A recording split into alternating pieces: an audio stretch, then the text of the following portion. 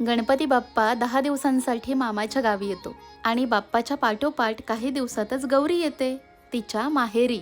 काही घरांमध्ये 2 गौराई बसवल्या जातात, गंगा आणि गौरी. गौरी म्हणजे साक्षात पार्वती आणि गंगा तिची मोठी बहीण.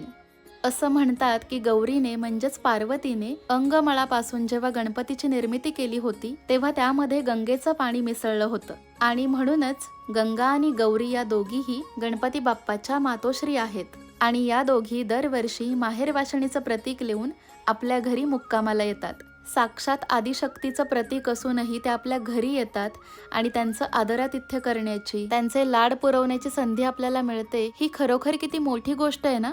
आमच्याकडे तर गौरी जागवण्याची ही प्रथा आहे. उद्या पुन्हा सासरी जावं लागणार म्हणून अक्षरशः रडते गौरी आणि तिला बघून आपलेही डोळे पाणवतात. पण शेवटी या 2 माहेरच्या पाहुण्या आपला निरोप घेतातच पुढच्या वर्षी परत येण्यासाठी.